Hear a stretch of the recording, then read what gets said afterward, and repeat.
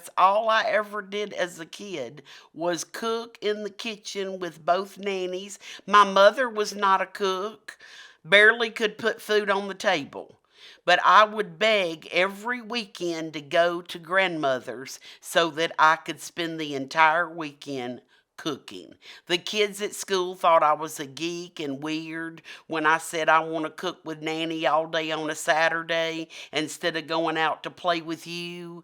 They were like, well, this is really weird. But I just loved it. I just always stayed in the kitchen. My name is Janet DeGennaro, and here's my advice. I'm going to give my advice today on how to fry some chicken. And now this is a long process because first of all, you got to get in your car and you got to go get that chicken at the store, or you got to go outside and wring its neck if you're raising chickens. Then you got to make sure you don't get no chicken with no bird flu, because that's what's going around right now, chicken with the flu.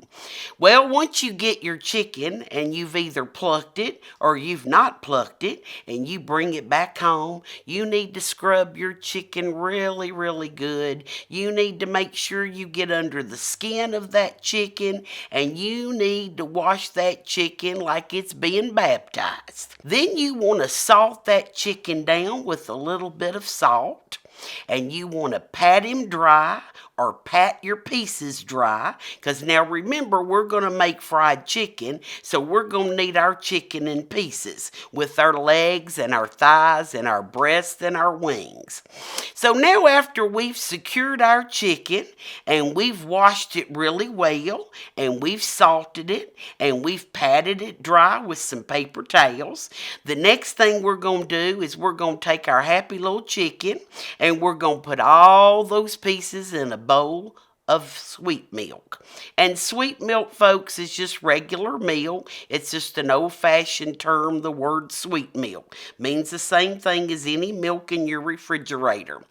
Then after we soak it in a little bit of milk, and I like to soak mine overnight, 24 hours before I'm going to fry my chicken for my company picnic. So I want that chicken and that milk in the fridge overnight. Then the next day when I take my chicken out, it's nice and cold in the milk. I'm going to take it out of the refrigerator.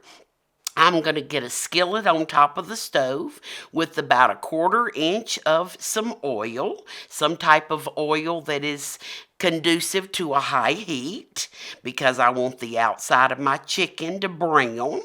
And I am going to then take my chicken piece, my leg, my breast, my wing, and put it in a bowl of flour that has some seasonal salt in it. And you can find this at the spice seasoning section of your local market. And you want to make sure that your flour has some red in it, because the seasonal salt is red. And that way you know you've added enough. And you're going to dredge those chicken pieces in that flour and seasonal salt till it's very well covered.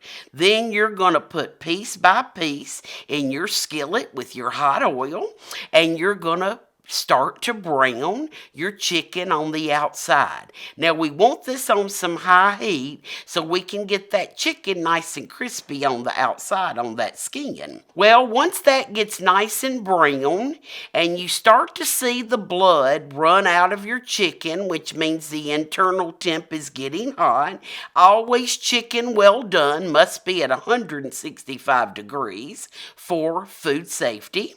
Then we're going to take our chicken out, and we know the chicken's not done. All we've done is make it golden brown on the outside. And my favorite piece of the chicken has got to be the chicken leg. I love me some legs, and I always wondered why a chicken never had more than 2 legs, because I can certainly eat more than 2 legs at a time on some good fried chicken. Now, I grew up frying chicken underneath the directions of both my grandmothers. So I'm going to tell you, my advice on cooking chicken is for real. It's the real deal. If Nanny tells you how to cook chicken, this is the way you cook it. So now we're at the browned off chicken pieces. Now we're going to get us a big cookie sheet. And we're going to line our cookie sheet with fresh celery leaves.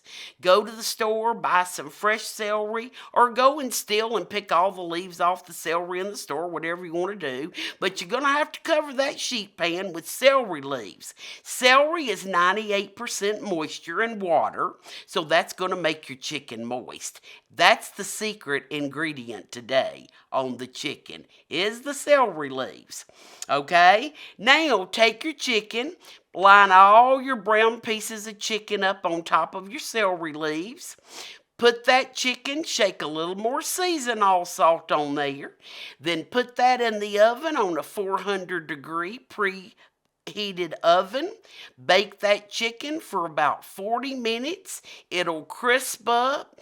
The celery adds moisture, makes the inside of the chicken really moist. You won't have dry breast for your chicken. Everything will be moist. It'll be good and done. If you would like to take a thermometer and check your temp for it to reach 165 degrees, you're certainly welcome.